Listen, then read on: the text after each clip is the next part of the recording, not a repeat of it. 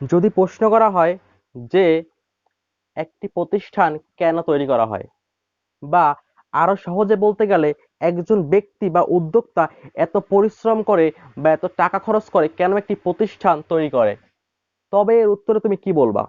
অবশ্যই তুমি এটা বলতে পারো যে সে একটি প্রতিষ্ঠান তৈরি করে বা যাবতীয় প্রতিষ্ঠান তৈরি করা হয় শুধুমাত্র একটি কারণে, আর সেই কারণটি হচ্ছে ইনকাম করা বা সেখান থেকে আয় উপার্জন করা অথবা মুনাফা অর্জন করা।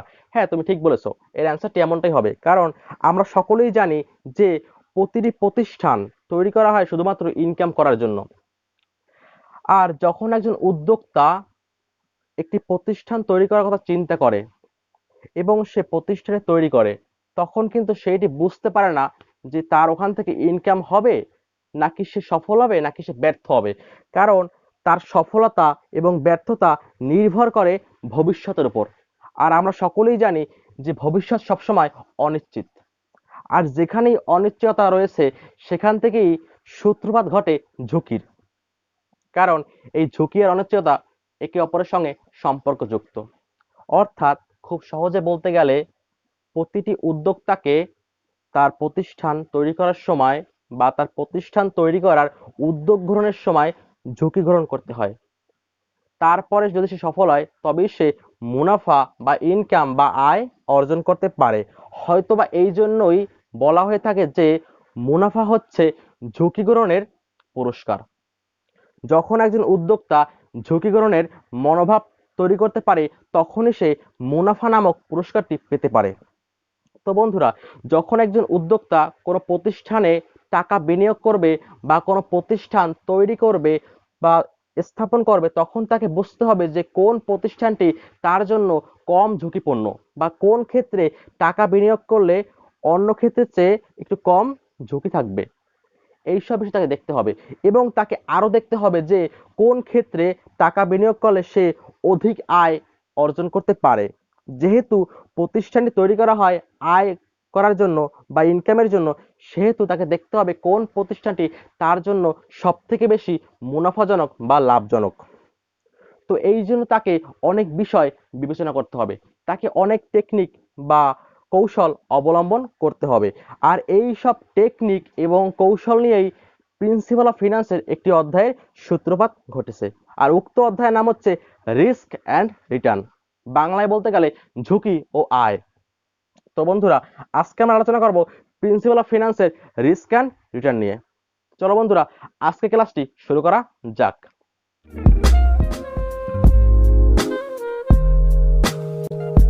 এখানে প্রথমে যে সূত্রটি আছে সেটি হচ্ছে টোটাল রেট অফ রিটার্ন, বা সংক্ষেপে বলতে গেলে টিআর। এটার আরেকটি নাম আছে, কিছু কিছু বইতে এর আরেকটি নামও দেওয়া রয়েছে, সেটি হচ্ছে হোল্ডিং পিরিয়ড ইয়েল্ড, বা সংক্ষেপে বলতে গেলে এইচপিওয়াই। এবার দেখুন ধরে এইখানে তিনটি বিষয়ের জন্য সূত্র হতে পারে। প্রথম হচ্ছে স্টক বা শেয়ার। আমরা সকলেই জানি শেয়ার হয় মূলত দুই প্রকার, একটি হচ্ছে কমন স্টক, আরেকটি হচ্ছে প্রিফার্ড স্টক, অর্থাৎ সাধারণ শেয়ার আর হচ্ছে অগ্রাধিকার শেয়ার। এগুলি আরো অ্যাডভান্স লেভেলে তুমি অবশ্যই বুঝতে পারবা। এবারে দেখো বন্ধুরা, এরপরে রয়েছে বন্ড অর্থাৎ ঋণপত্র, আরেকটি হচ্ছে ওয়ারেন্ট। এখন একজন ব্যক্তি শেয়ার ক্রয় করে সেখান থেকে লভ্যাংশ পাওয়ার জন্য, অর্থাৎ শেয়ারের সঙ্গে সম্পর্কিত হচ্ছে ডিভিডেন্ড বা লভ্যাংশ। এবার হচ্ছে বন্ড বা ঋণপত্র। একজন ব্যক্তি ঋণপত্র ক্রয় করে বা সেখানে টাকা বিনিয়োগ করে ঋণপত্র থেকে সুদ পাওয়ার জন্য। অর্থাৎ আমি এটি বলতেই পারি যে বন্ডের সঙ্গে বা ঋণপত্রের সঙ্গে সম্পর্ক হচ্ছে ইন্টারেস্ট বা সুদের। এবার হচ্ছে ওয়ারেন্ট। এই ওয়ারেন্টের সঙ্গে সম্পর্ক হচ্ছে ক্যাশ টাকার, অর্থাৎ নগদ টাকার। এখন দেখো বন্ধুরা, যদি কখনো প্রশ্নে তোমাকে বের করতে বলা হয় টোটাল রেট অফ রিটার্ন বা হোল্ডিং পিরিয়ড ইয়েল্ড, তখন যদি প্রশ্নটি হয় স্টকের, অর্থাৎ তোমাকে স্টকের মান দেয়া আছে, তখন সূত্র হবে D plus P one minus P zero divided by P0 into 100। এবারে বন্ধুরা যদি সূত্র হয় বন্ডের, অর্থাৎ যদি প্রশ্নে মান দেওয়া থাকে বন্ডের, তখন সূত্র হবে I plus P1 minus P0 divided by P0 into 100। যদি প্রশ্নে মান দেওয়া থাকে ওয়ারেন্টের, তখন সূত্র হবে C plus P1 minus P0 ভাগ P0 গুণ 100। এবারে বন্ধুরা এই মানগুলো তোমায় বুঝতে হবে একটু। সেটি হচ্ছে ডি, এই ডি হচ্ছে ডিভিডেন্ড বা লভ্যাংশ। আমি প্রথমেই বলেছিলাম স্টক বা শেয়ার এর সঙ্গে সম্পর্ক হচ্ছে ডিভিডেন্ড বা লভ্যাংশের। এবার হচ্ছে P1 আর P0। তো বন্ধুরা এইটা খুবই গুরুত্বপূর্ণ। প্রথমে বলি P0। এই P0 মানে হচ্ছে বিগিনিং, মানে প্রারম্ভিক অথবা পারচেজ প্রাইস, অর্থাৎ কোন শেয়ার স্টক, কোন শেয়ার বা বন্ড বা ওয়ারেন্টের প্রারম্ভিক টাকাটি বা ক্রয়ের টাকাটি। আর P1, এই P1 মানে হচ্ছে কোন শেয়ার বা স্টক বা বন্ড বা ওয়ারেন্টের এন্ডিং, মানে সমাপনী বা সেলিং প্রাইসটি। এখন দেখো বন্ধুরা, এইটি মনে রাখার একটি ছোট্ট টেকনিক রয়েছে। সেটি হচ্ছে আমরা সকলেই জানি প্রথমে হয় বিগিনিং, তারপরে হয় এন্ডিং। কারণ প্রথমে শুরু হয়, তারপরেই সমাপনী বা শেষ হয়। আর এখানে দেখো বন্ধুরা পারচেজ, অর্থাৎ প্রথমে কিন্তু ক্রয় করা হয়, তারপরেই বিক্রয় করা হয়। অর্থাৎ প্রথমে আসে পারচেজ প্রাইস, তারপরে আসে সেলিং প্রাইস। এখন দেখো বন্ধুরা, আমরা সকলেই জানি যে সাধারণ গণিতে 10টি অঙ্ক রয়েছে। এর মধ্যে প্রথম অঙ্কটি হচ্ছে 0 এবং পরবর্তী অঙ্কটি হচ্ছে 1। তো এইখানে পি দ্বারা বোঝাচ্ছে প্রাইসকে। এখন দেখো বন্ধুরা, এখানে আছে 0, অর্থাৎ প্রথম অঙ্কটি। তো আমি এখানে যদি এমন বুঝতে চাই যে এই বিগিনিং তো মানে প্রথম, বা পারচেজ মানেও প্রথম, সেহেতু যেহেতু এখানে প্রথম রয়েছে, আমি এখানে প্রথম অঙ্কটি অর্থাৎ 0কে ব্যবহার করব। আর এই 0-এর পর যেহেতু আছে 1, সেহেতু এখানে এন্ডিং বা সেলিং বা পরবর্তী বিষয়টা বলতে গেলে আমি এখানে 1 ইউজ করব। প্রথমের জন্য 0, পরের জন্য 1 বা শেষের জন্য 1। এবারে বন্ধুরা ডি, পূর্বেই বলেছি ডি হচ্ছে ডিভিডেন্ড, ডিভিডেন্ড পার শেয়ার, অর্থাৎ প্রতিটি শেয়ারের লভ্যাংশ। এবার হচ্ছে আই, মানে ইন্টারেস্ট, অর্থাৎ একটি নির্দিষ্ট সময়ের সুদ, হতে পারে 1 বছর বা তার থেকে কম সময় বা তার থেকে বেশি সময়। তাই লিখে দিলাম interest received at certain period, সুদ গ্রহণ করা হবে একটি নির্দিষ্ট সময়ের। এবার হচ্ছে সি, এই সি ফর ক্যাশ, যার সম্পর্ক ওয়ারেন্টের সঙ্গে, অর্থাৎ cash received at certain period. এই হচ্ছে বন্ধুরা টোটাল রেট অফ রিটার্নের সূত্র। যেহেতু এখানে রেট দেওয়া আছে, সেহেতু এখানে ইনটু হবে 100। এবারে প্রায়শই এখান থেকে আরেকটি প্রশ্ন হতে পারে, এটা তেমন কমন না, বাট তারপর আমি তোমাদের সুবিধার জন্য বলে দিচ্ছি। সেটা হচ্ছে রিটার্ন রিলেটিভ, বা সংক্ষেপে বলতে গেলে আর আর, বা এর আরেকটি নামও রয়েছে, সেটি হচ্ছে হোল্ডিং পিরিয়ড রিটার্ন বা HPR। তো যদি স্টক হয়, তখন সূত্র হবে ডি প্লাস P1 ভাগ P0।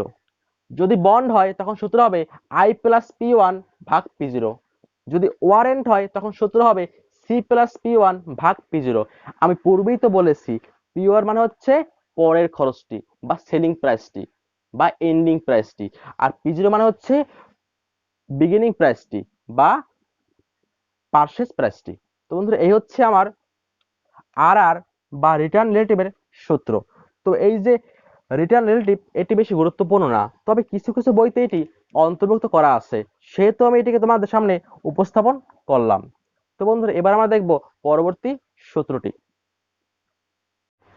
তো বন্ধুরা, এবারে আমরা যে সূত্র নিয়ে কথা বলবো, এটা হচ্ছে এই অধ্যায়ের মূল বা প্রধান সূত্র। প্রতি বছর এখান থেকেই সি পার্টে অঙ্ক হয়ে থাকে, বি পার্টেও অঙ্ক হয়ে থাকে। তো আমি এখন যে কথাগুলো বলবো, ওইগুলোকে তোমরা মন দিয়ে শুনবা, আর অবশ্যই প্রয়োজন বোধে নোট করে রাখবা, বা তুমি তোমার ফোনে স্ক্রিনশট দিয়ে রাখতে পারো। তো প্রথমে হচ্ছে এক্সপেক্টেড রেট অফ রিটার্ন বা প্রত্যাশিত আয়ের হার, মানে আমি কোনো প্রতিষ্ঠান তৈরি করার সময় বা কোনো ক্ষেত্রে টাকা বিনিয়োগ করলে আমি সেখান থেকে কি পরিমাণ আয়ের হার প্রত্যাশা করতেছি, আমাকে সেটি বের করতে হবে। তো বন্ধুরা, এটিকে বলা হয় আর বার, অথবা এটাকে বলা যায় ই অফ আর। এখন দেখো বন্ধুরা, আমরা সবাই জানি বা তোমরা অনেকেই জানো যে এই যে বার, এটা দ্বারা মূলত গড়কে বোঝায়, মিনকে বোঝায়, অর্থাৎ আর এর গড়। এখন বন্ধুরা, আমরা সকলে জানি যে গড়কে বলা হয়, এই গড়কে মূলত বলা হয় গাণিতিক গড়, অর্থাৎ অ্যারিথমেটিক মিন। অর্থাৎ এখানে দেখো একটু, এই যে এক্সপেক্টেড রেট অফ রিটার্ন, এটা কিন্তু অনেকগুলো সংক্ষিপ্ত নাম রয়েছে, যেমন রয়েছে আর বার বা আর এর মিন, অথবা রয়েছে ই অফ আর, বা বলা যায় অ্যারিথমেটিক মিন। তো কখনো তোমরা এগুলো দেখে ঘাবড়ে যাবে না, সবগুলো কিন্তু একই বস্তুর অনেকগুলো নাম, বহু নামে সে পরিচিত। এখন আমরা সকলে জানি না যে গড় বের করার নিয়ম কি। ধরো 5টা বছরের মান দেয়া রয়েছে, এখন তোমাকে ওই 5 বছরের সেই মানগুলোর গড় বের করতে বলা হচ্ছে, তখন তুমি কি করবা? অবশ্যই তুমি প্রতিটা বছরের মানগুলোকে একসাথে করবা, অর্থাৎ তুমি 5 বছরের মানকে একসঙ্গে নিয়ে যোগ করবা, তারপর তুমি ভাগ দিবে ওই 5 বছর দ্বারা। কারণ আমরা জানি যে গড় বের করার নিয়ম হচ্ছে সবগুলো মানকে যোগ করে ভাগ দিব বছর দ্বারা। তো এখানেও ব্যতিক্রম কিছু না। যদি প্রশ্নপত্রে অনেকগুলো বছর দেয়া আছে এবং প্রতিটা বছরে তোমার আর এর মান দেওয়া আছে, রিটার্ন দেওয়া আছে, তখন তোমাকে বের করতে বলা হচ্ছে এক্সপেক্টেড রেট অফ রিটার্ন। তখন তুমি যে কাজটি করবে সেটা হচ্ছে প্রতিটা বছরের যতগুলো মান আসবে, আর এর মান আসবে, সবগুলো বছরের আর এর মান একসঙ্গে নিয়ে যোগ করবা। মনে করো এখানে বছর আছে 5টা, তাহলে এখানে এমন আসবে আর 1 মানে প্রথম বছরের আর এর মান, তারপরে আসবে আর 2 মানে দ্বিতীয় বছরের আর এর মান, প্লাস আর 3 তৃতীয় বছরের আর এর মান, এমন যাবে যতগুলো থাকবে সবগুলো তুমি একসঙ্গে করে যোগ করবে। তাহলে তোমার বের হবে মোট আর এর মান, যাকে বলা হয় সামেশন আর। সামেশন মানে হচ্ছে যোগফল, মোট আর এর মান বের হবে। তুমি এটাকে ভাগ দিবে যতগুলো বছর আছে সেই বছরের সংখ্যা দিয়ে। যদি বছর থাকে 5টা, তাহলে ভাগ দিবে 5 দ্বারা, অর্থাৎ এন মানে নাম্বার অফ ইয়ার, কতগুলো বছর ওখানে রয়েছে। তাহলে তুমি পেয়ে যাবে ই অফ আর অথবা আর বার। যদি প্রশ্নপত্রে বছর দেয়া থাকে তখন এই সূত্রটি তুমি প্রয়োগ করবা। এবার দেখো বন্ধুরা, কখন এমন হতে পারে যে প্রশ্নপত্রে বছর দেয়া নাই, কিন্তু তোমাকে আবারও সেই আর বার বা গড় বের করতে হবে, তখন তুমি কি করবা? তখন তোমাকে দেখতে হবে যে প্রশ্নপত্রে কোন ধরনের মান দেয়া রয়েছে। যদি প্রশ্নপত্রে বছর দেয়া থাকে তখন তুমি এটি ইউজ করবা, সবগুলো যোগ করে ভাগ দিও বছর দিয়া। যদি প্রশ্নপত্রে মান দেয়া থাকে প্রবাবিলিটির, তখন তুমি যে কাজটি করবা সেটা হচ্ছে বন্ধুরা, প্রথম বছরের আর এর মান সাথে গুণ করবে প্রথম বছরের প্রবাবিলিটির মান, এরপর তুমি প্লাস দিবে। এরপরে যদি আরো বছর থাকে সেই প্রতিটা বছরের আর এর মান, অর্থাৎ মনে করো সেকেন্ড বছর আছে, সেই দ্বিতীয় বছরের বা সেকেন্ড বছরের আর এর মান মানে আর 2 সাথে গুণ করবে ওই বছরের প্রবাবিলিটির মানকে। এইভাবে তুমি সবগুলো মান গুণ করবে, গুণ করার পর তুমি যোগ করে দিবে। অর্থাৎ এটা বলা যায় যে সামেশন আর গুণ পি। বন্ধুরা, বলা যায় যে আর হচ্ছে এখানে রিটার্ন, গুণ পি হচ্ছে প্রবাবিলিটি বা সম্ভাব্যতার মান। যদি প্রশ্নপত্রে পি এর মান দেয়া থাকে, অর্থাৎ যদি প্রশ্নপত্রে প্রবাবিলিটির মান দেয়া থাকে, তখন তুমি এই সূত্রটি প্রয়োগ করবা। এবারে হচ্ছে যদি প্রশ্নপত্রে ওয়েটের মান দেওয়া থাকে, ভারযুক্ত গড় এর মান দেওয়া আছে, ডাব্লুর মান দেওয়া আছে, ডাব্লু দ্বারা বোঝাচ্ছে ওয়েটেড। যদি ওয়েটের মান দেওয়া থাকে, অর্থাৎ আরো ভালো ভাষায় বলতে গেলে পোর্টফোলিও ওয়েটেড এর মান দেওয়া থাকে, তখন সূত্র হবে পূর্বের ন্যায়, যেমন আমি করছিলাম প্রবাবিলিটির সময়, ঠিক এখানেও তেমন। অর্থাৎ প্রথম বছরের আর এর মান সাথে গুণ করবে প্রথম বছরের ডাব্লুর মান, ওয়েটেড এর মান, প্লাস দিবে পুনরায় পূর্বের ন্যায় দ্বিতীয় বছরের আর এর মান, সাথে তুমি গুণ করবে ওই দ্বিতীয় বছরের পোর্টফোলিও ওয়েটের মানকে। এরপর তুমি সবগুলো যোগ করবে, তারপর তোমার নামবে যোগফল, সেটি অ্যান্সার। আর যেহেতু যোগফল, সেহেতু আমি বলতেই পারি এখানে আসবে সামেশন ডব্লিউ গুণ আর। যতগুলো থাকবে বছর তুমি সবগুলোকে ভাবে যোগ করে বের করবা। এবারে বন্ধুরা, ধরো প্রশ্নপত্রে বছর দেয়া নেই, পোর্টফোলিও দেয়া নাই, তারপরে ওয়েটেড দেয়া নেই, অথবা প্রবাবিলিটি তাও দেয়া নেই। প্রশ্নপত্রে তোমাকে বলা হচ্ছে সিএপিএম মডেল ব্যবহার করতে, অর্থাৎ ক্যাপিটাল অ্যাসেট প্রাইসিং মডেল, অর্থাৎ মূলধন সম্পত্তি মূল্যায়ন পদ্ধতি।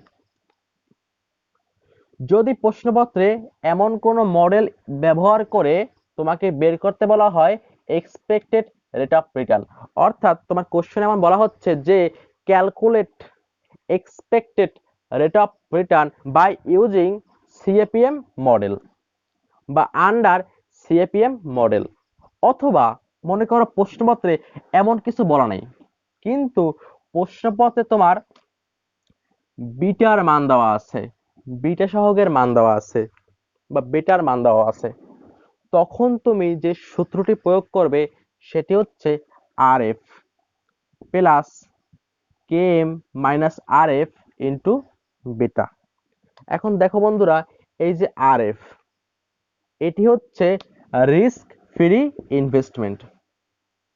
তুমি দেখবা প্রশ্নপত্রে একটি মান দেওয়া আছে রিস্ক ফ্রি ইনভেস্টমেন্টের, সেই মানটির নাম হচ্ছে আর এফ।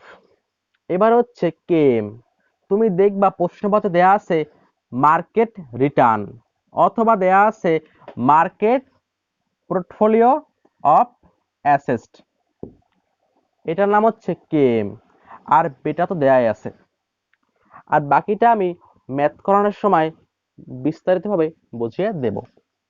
এখন দেখো বন্ধুরা, যদি বছর দেয়া থাকে তখন তুমি ইউজ করবা এই সূত্রটি, যদি দেয়া থাকে প্রবাবিলিটির মান তখন তুমি ইউজ করবা এই সূত্রটি, যদি দেওয়া থাকে পোর্টফোলিও বা ওয়েটেডের মান তখন তুমি ইউজ করবা এই সূত্রটি, যদি প্রশ্নপত্রে বলা হয় সিএপিএম বা বেটার মান দেয়া থাকে তখন তুমি ইউজ করবা এই সূত্রটি।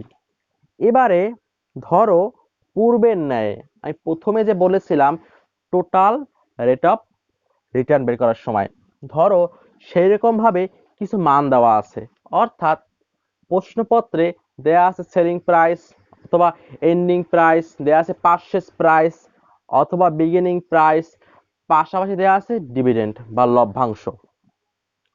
তো যদি এমন দেয়া থাকে এবং তোমাকে প্রশ্নে বলা হচ্ছে calculate expected rate of return, অর্থাৎ ই অফ আর অথবা আর বার অথবা এ এম যা বলো তুমি, তখন তুমি সেই সূত্রটি ইউজ করবা যা আমি প্রথম বলেছিলাম, অর্থাৎ D plus P one minus P zero ভাগ পি জিরো গুণ 100।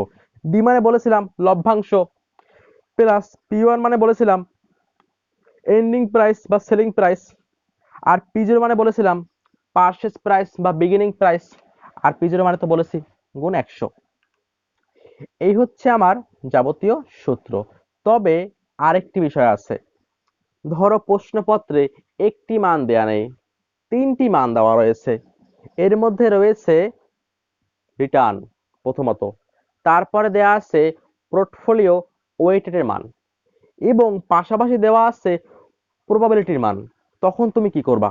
যদি কখনো প্রশ্নপত্রে এই তিনটে মান অর্থাৎ রিটার্ন, আর এর মান, পোর্টফোলিও ওয়েটেড ডাব্লুর মান এবং প্রবাবিলিটির মান মানে সম্ভাব্যতার মান দেয়া থাকে, তখন তোমাকে ইউজ করতে হবে এই সূত্রটি।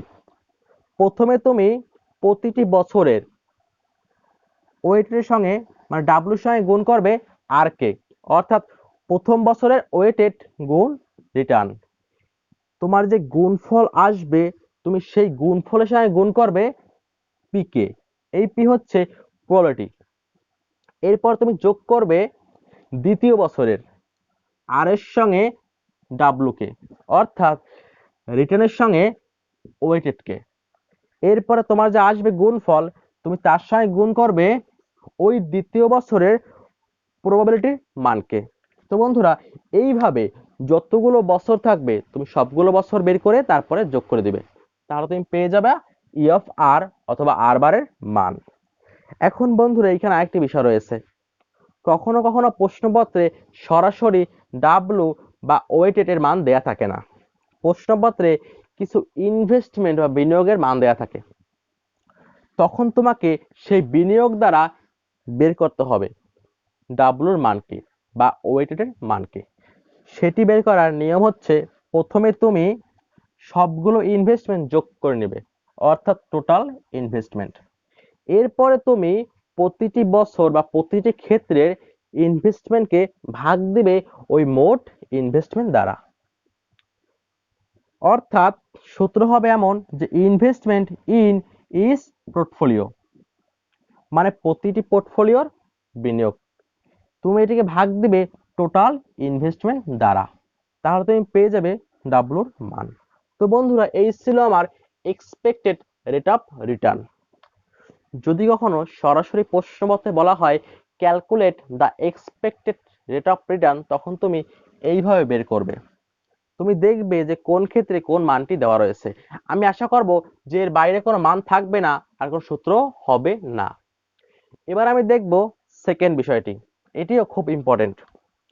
এটি হচ্ছে স্ট্যান্ডার্ড ডিভিশন বা এসডি, বাংলায় বলতে গেলে পরিমিত ব্যবধান। তো এইটাকে আরেকটি নামে বলা যায়, সেটা হচ্ছে সিগমা। এই যে এরকম দিয়ে এরকম। তো বন্ধুরা, এই সিগমা তোমাকে বের করতে বলা হতে পারে স্ট্যান্ডার্ড ডিভিশন। যদি কখনো তোমাকে প্রশ্নে সিগমা বের করতে বলে, তখন তোমাকে দেখতে হবে প্রশ্নপত্রে কোন ধরনের মান দেওয়া আছে। যেই ধরনের মান দেওয়া রয়েছে তুমি সেই সূত্রটি প্রয়োগ করবা সিগমা বের করার জন্য। ধরো প্রশ্নপত্রে অনেকগুলো বছরের মান দেওয়া রয়েছে। এখন আমি যেমন বলছিলাম যে বছর থাকলে ই অফ আর বা আর বার বের করার যেমন সূত্র হয়, মোট আর যোগ করার পরে ভাগ দিব অত বছরের সংখ্যা দিয়ে, ঠিক তেমনই মনে করো এমন একটি অঙ্ক দেওয়া আছে প্রশ্নে, মানে কতগুলো বছর দেওয়া রয়েছে, প্রতিটি বছরের আর এর মান দেওয়া রয়েছে।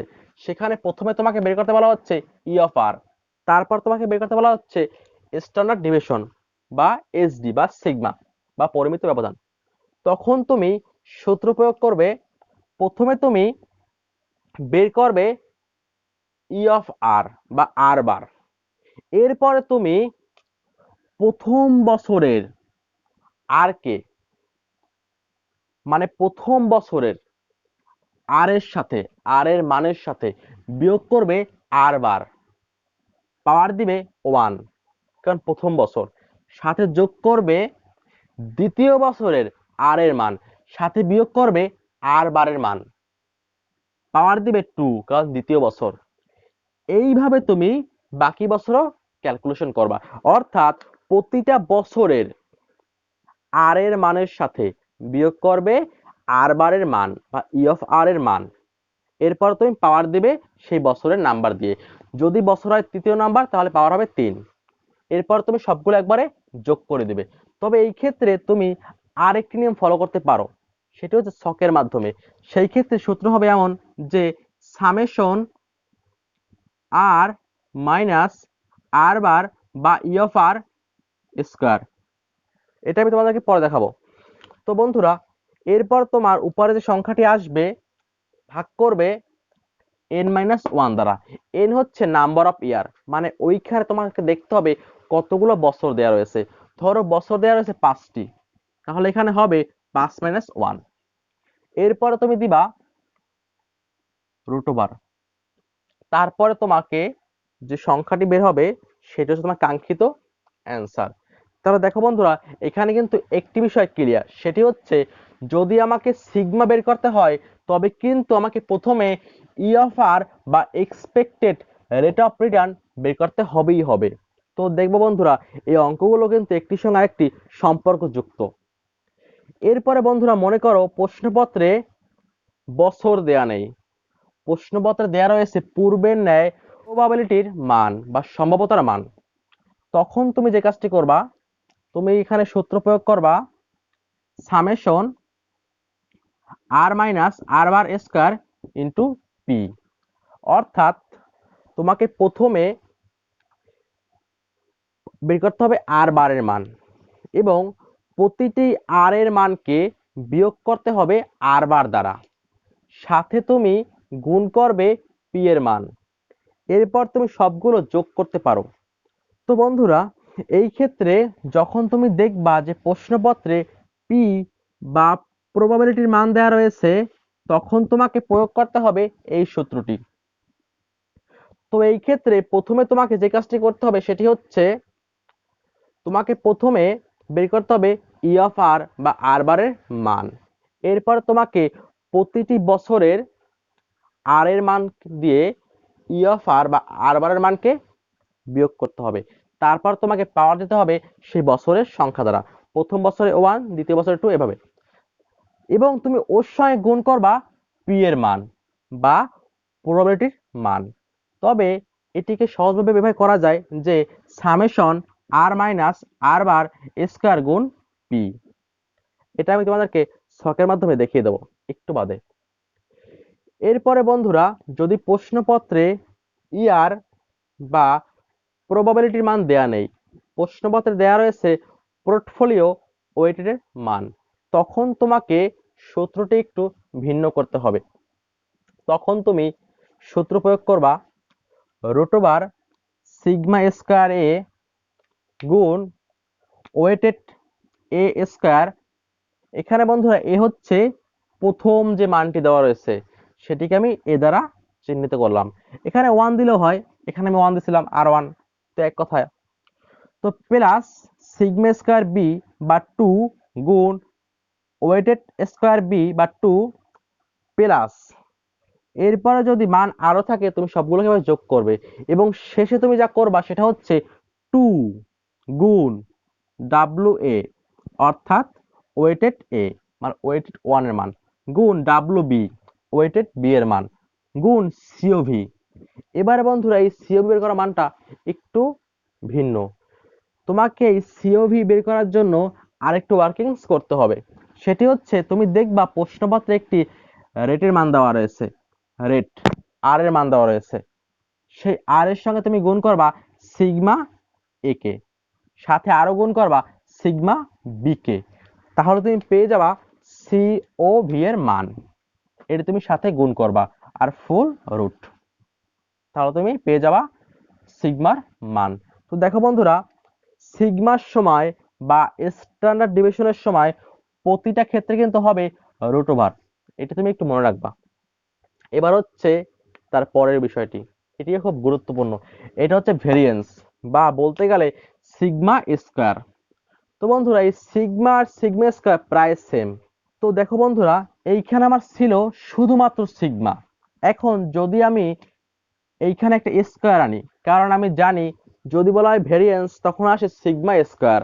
এখন দেখো বন্ধুরা, যদি আমি এইখানে একটা স্কয়ার আনি, তাহলে আমরা সকলে জানি যে যদি আমি স্কয়ার বা লগ বা ভাগ করি তখন কিন্তু আমাকে দুই পক্ষ অর্থাৎ উভয় পক্ষকে কিন্তু ভাগ করতে হয়, লগ আনতে হয় বা করতে হয় স্কয়ার বা করতে হয় বর্গ। তো আমি যদি এখানে স্কয়ার আনি এই পাশে, তবে কিন্তু আমাকে অবশ্যই এই পাশেও স্কয়ারটি আনতে হবে। তাহলে দেখো বন্ধুরা, এই পাশে আমার যদি স্কয়ার চলে আসে তাহলে হয়ে যায় ভেরিয়েন্স। এখন দেখো বন্ধুরা, আমরা অনেকেই জানি জেনারেল ম্যাথ একটা নিয়ম রয়েছে, সেটি হচ্ছে রুট আর স্কয়ার কিন্তু কেটে যায়, অর্থাৎ এই পাশে কিন্তু আর রুট থাকে না। ঠিক তেমনি যখন বলা হয় ভেরিয়েন্স বা সিগমা স্কয়ার, তখন সূত্র হবে শুধুমাত্র আর1 মাইনাস আর বার পাওয়ার বাই 1 প্রথম বছরের জন্য প্লাস আর2 মাইনাস আর বার পাওয়ার বাই 2 দ্বিতীয় বছরের জন্য। এইভাবে চলবে যতগুলো বছর থাকবে, ভাগ দিবে n-1।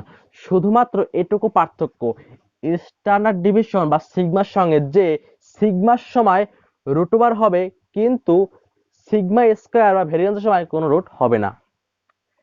এর পরেরটি বন্ধু একই রকম নিয়ম, অর্থাৎ যদি প্রশ্নপত্রে পি এর মান দেয়া থাকে বা প্রবাবিলিটির মান দেয়া থাকে, তখন তোমার সূত্র হবে ঠিক অনুরূপ সিগমার মতো, শুধুমাত্র এখানে রুটটি হবে না। তবে এইখানে ব্যতিক্রম নিয়ম হচ্ছে 3 নাম্বার ক্ষেত্রে। যখন বছরও দেয়া নেই আর পি এর মানও দেয়া নেই, এবার দেয়া রয়েছে পোর্টফোলিও ওয়েটের মান, তখন সূত্র হবে summation R minus E of R এ, মানে প্রথম যে আর এর মানটি। তবে বন্ধু এখানে তুমি লিখতে পারো আর বার, সাথে গুণ করবে আর মাইনাস ই অফ আর বা আর বার বি, ভাগ দিবে এন দ্বারা। এটি হচ্ছে প্রথম যে মান দেয়া থাকবে সেই মানের আর বারটি, এটি হচ্ছে তার পরের মানের আর বারটি। আমি ম্যাথ করার সময় তোমাকে বাকিটা বুঝিয়ে দেব। তো বন্ধুরা এবারে কথা বলবো এই অধ্যায়ের একটি মোস্ট ইম্পর্টেন্ট টপিকস নিয়ে, এবং এটি থেকেই তুমি বুঝতে পারবে যে তুমি কেন প্রতিটা ব্যক্তি বা উদ্যোক্তা বুঝতে পারবে যে তার কোন ক্ষেত্রে বিনিয়োগ করা বেশি সুবিধাজনক হবে। তো বন্ধুরা এটি হচ্ছে কোএফিসিয়েন্ট অফ ভেরিয়েন্স বা ভেরিয়েশন বা বিভেদাঙ্ক বা ভেদাঙ্ক, বা সংক্ষেপে বলতে গেলে সিভি। এর সূত্র হচ্ছে এসডি, অর্থাৎ স্ট্যান্ডার্ড ডিভিশন বা সিগমা। তুমি এই সিগমাকে ভাগ, অর্থাৎ এই সিগমা তুমি এটিকে ভাগ দিবে আর বার দ্বারা, অর্থাৎ এক্সপেক্টেড রেট অফ রিটার্ন আর বার বা ই অফ আর, গুণ দিবে 100 যদি তুমি পার্সেন্টেজ বের করতে চাও। যদি তুমি 100 গুণ না দাও তাও কোনো সমস্যা হবে না। এবারে বন্ধুরা মনে করো তোমার কাছে 3টা বিনিয়োগের অপশন রয়েছে প্রশ্নপত্রে, বা তোমাকে বলা হচ্ছে এবারে তোমাকে বের করতে হবে সিগমা এবং বের করতে হবে আর বারের মান, তারপর তোমাকে বের করতে হবে সিভির মান, এবং তুমি সবগুলো প্রকল্পের সিভি বের করার পরে তোমাকে দেখতে হবে যে কোন প্রকল্পের সিভিটি সব থেকে কম আছে, অর্থাৎ লোয়ার সিভি। যার সিভি সব থেকে কম তুমি সেই ক্ষেত্রেই বিনিয়োগ করবে, আর যার সিভি সব থেকে বেশি সেই ক্ষেত্রে বেশি ঝুঁকি বিদ্যমান, সেই ক্ষেত্রে বিনিয়োগ করা লাভজনক হবে না। আর যে ক্ষেত্রে সিভি খুব কম আছে সেই ক্ষেত্রে তুমি বিনিয়োগ করলে বেশি লাভজনক হবে, কারণ ওই ক্ষেত্রে ঝুঁকি কম। তো বন্ধুরা এই অঙ্কগুলো মূলত করতে হয় ছকের মাধ্যমে, কারণ যদি তোমার সিপাটের অঙ্কে সিবি বের করতে বলা হয় তবে কিন্তু অবশ্যই তোমার প্রথমে বের করতে হবে ই অফ আর, তারপর লাগবে সিগমা। তো এই জন্য এভাবে করতে গেলে অনেক সময় ব্যয়িত হবে। তো এই জন্য তুমি যে কাজটি করবা বা ম্যাক্সিমাম স্যারেরা যে কাজটি করে সেটি হচ্ছে তারা ছকের মাধ্যমে অঙ্কটি সমাধান করে। তো দেখো বন্ধুরা, যদি প্রশ্নপত্রে বছর দেয়া থাকে, অর্থাৎ এই প্রথম সূত্রটি, এই প্রথমটি, এই প্রথমটি বছরের মান দেয়া থাকলে তুমি যে কাজটি করবা, তখন তুমি যে কলামগুলি করবে সেটি হচ্ছে প্রথমে তুমি লিখবা আর এর মান, মানে রিটার্নের মান। এখানে তুমি লিখবা প্রকল্পের নাম, বছর বা ইয়ার যা থাকবে, এ বি সি 1 2 3 ইত্যাদি। এরপর তুমি বের করবা এক্সপেক্টেড রেট অফ রিটার্ন বা আর বারের মান। এইবারে তুমি এই যে আর, এটা দিয়ে তুমি বিয়োগ করে দিবে আর বারকে, অর্থাৎ আর থেকে তুমি বিয়োগ করবা আর বারকে, আর এর মান থেকে বিয়োগ করবা আর বারকে। তারপরে তুমি এই আর মাইনাস আর বারের হোল স্কয়ার দিয়ে দেবে। এখন দেখো বন্ধুরা, আমি তোমাকে একটি অঙ্কের মাধ্যমে সমাধান দেখাচ্ছি। যদি এখানে তোমার আর এর মান থাকে 12, মনে করো আর বারের মান দেওয়া রয়েছে 0.10, বা বের করেছি ক্যালকুলেশন করে। তো এই ক্ষেত্রে তুমি যে কাজটি করবে সেটি হচ্ছে 0.12 মাইনাস 0.10 বিয়োগ করবা। বিয়োগ করার পরে তোমার যে ফলটি আসবে তুমি এখানে সেটি স্কয়ার করবে। এইভাবে তুমি প্রতিটি কলামের কাজগুলো করবে, করার পরে তুমি সবগুলি যোগ করে দিবে, তাহলে তুমি পেয়ে যাবে তোমার কাঙ্ক্ষিত ফলাফলটি, স্ট্যান্ডার্ড ডিভিশন। এবং তারপর তুমি সেটাকে ভাগ দিবে আর বার দ্বারা, তাহলে তুমি পেয়ে যাবা সিভি, কারণ এই সিভি বারবার প্রশ্নপত্রে করতে বলা হয় সিপাটের অঙ্কে। এবার মনে করো ইয়ার দেয়া নেই, দেয়া আছে সম্ভাব্যতার মান প্রবাবিলিটির মান, তখন তুমি যে কাজটি করবা পুনরায় প্রথমে লিখবা আর এর মান। তোমাকে বের করতে হবে আর বারের মান। যদি প্রশ্নপত্রে আর বারের মান দেয়া থাকে বা অর্থাৎ ই অফ আর এর মান দেয়া থাকে এই মানটি, তবে তোমার কোনো কষ্ট করতে হবে না।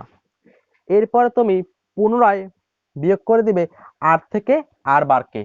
প্রতিটি বছর বা প্রতিটি মনে করো এটার নাম এ বা 1 বছর বা এর নাম বি বা 2 বছর, সবগুলো বের করবে হবে। এরপরে পূর্বের না এখানে তুমি করবা এইটার স্কয়ার করে দিবা, এই মান যে বের হবে তার স্কয়ার করবা। এরপরে যেহেতু এখানে আরেকটি অ্যাডিশনাল মান দেওয়া রয়েছে, সেটি হচ্ছে পি এর মান বা প্রবাবিলিটির মান।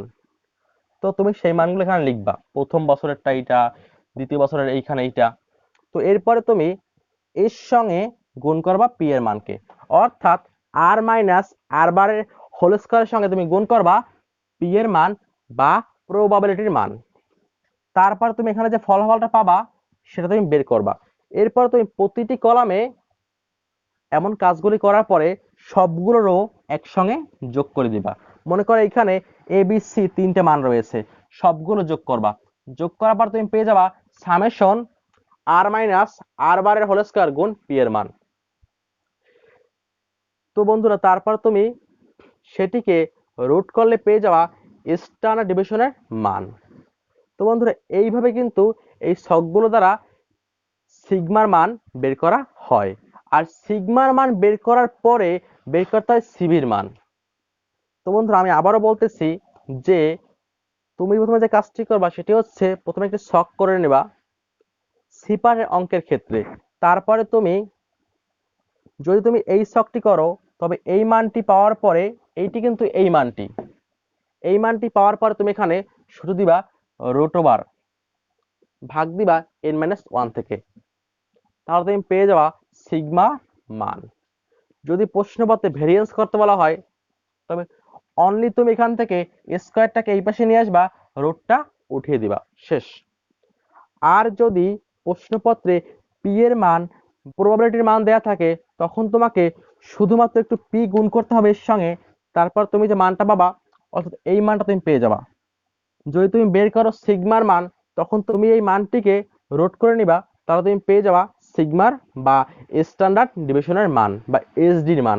এরপরে যদি তুমি সিবি বের করো তখন তুমি যে কাজটি করবা সেটি হচ্ছে সিগমাকে ভাগ দিবে আর বার দ্বারা, এই যে আর বার গুণ করবা 100 বা 100 গুণ না করলেও হবে।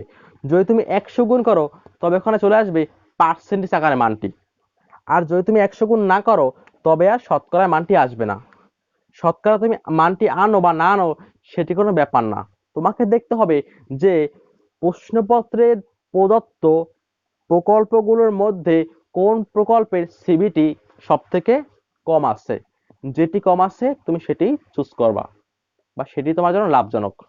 তো বন্ধুরা প্রায়শই প্রশ্নপত্রে যে অঙ্কটি হয়ে থাকে সেটি হচ্ছে অনেকগুলো বিকল্প দেয়া থাকে এ বি সি ইত্যাদি মানের, এবং সেক্ষেত্রে এমন মান দেয়া থাকে। তো তোমাকে বলবে যে কোন প্রকল্পটি তোমার জন্য বা which alternative is the best for you.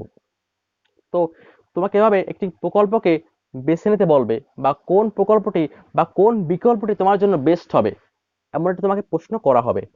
তো তোমাকে এর জন্য বের করতে হবে সিবি, আর এই সিবির জন্য তোমার প্রয়োজন হবে সিগমা, আর এই সিগমার জন্য তোমার প্রয়োজন হবে ই অফ আর এর। তো তুমি এখান থেকে শুরু করে এই পর্যন্ত সব কাজগুলি করার পরে তুমি পেয়ে যাওয়া সিবির মান। তারপরে তুমি যার সব থেকে লোয়ার সিবি তুমি সেই সিবিটাকে ওখানে রেকমেন্ডেড করবে। তো বন্ধুরা এই ছিল আমাদের এই অধ্যায়ের বেসিক আলোচনা। আমি আশা করব তোমরা এই সবটুকু বুঝতে পেরেছো। আর যারা এখন পর্যন্ত এইটুকের স্ক্রিনশট নাওনি তারা অবশ্যই তোমার ফোনে একটি স্ক্রিনশট নিয়ে নাও। আর যদি কারো ভালো লাগে তাহলে অবশ্যই এখানে নোট করে নিতে পারো, কারণ যদি তুমি এটি খাতায় নোট করো দেখে দেখে তাহলে তোমার এমনটা হবে যে তোমার বিষয়টা আরো তুমি ভালো বুঝতে পারবা। আর যদি কেউ মনে করো যে সে বুঝতে পেরেছে অলরেডি, সে স্ক্রিনশট রাখতে পারো, তাহলে তোমার যখন মনে পড়বে না তখন তুমি ফোনের গ্যালারিতে গিয়ে স্ক্রিনশটটি দেখে নিতে পারবা। তো বন্ধুরা আমরা নেক্সট ক্লাসে অর্থাৎ ক্লাস নাম 2তে এই অধ্যায়ের ম্যাথ নিয়ে আলোচনা করব। আমরা পরস্পর ক্রমান্বয়ে ক্লাস 2, 3, 4 তিনটি ক্লাস করব এবং তিনটি ক্লাসে আমরা এই যাবতীয় নিয়মগুলোর প্রতিটি নিয়মেরই একটি করে অঙ্ক তোমাদের সামনে উপস্থাপন করব। আমি আশা করব তোমরা আমাদের সঙ্গেই থাকবা। আর যারা এখন পর্যন্ত আমাদের চ্যানেলটিকে সাবস্ক্রাইব করনি, অবশ্যই সাবস্ক্রাইব করে নিবা। আরেকটি কথা হচ্ছে, সেটা হচ্ছে ডিএমএস টিচিং নামে আমাদের একটি ফেসবুকে পেজ রয়েছে। তো তোমরা সেই পেজে তোমাদের যাবতীয় সমস্যার কথা বলে দিতে পারো। তো আমরা চেষ্টা করব তোমাদের সেই সমস্যা অনুযায়ী তোমাদের সমাধান দেওয়ার। তো বন্ধুরা, নেক্সট ক্লাসে আমরা রিস্ক অ্যান্ড রিটার্ন অর্থাৎ ঝুঁকি ও আয়ের একটি ম্যাথ নিয়ে তোমাদের সামনে হাজির হব। সেই পর্যন্ত সকলে ভালো থাকো।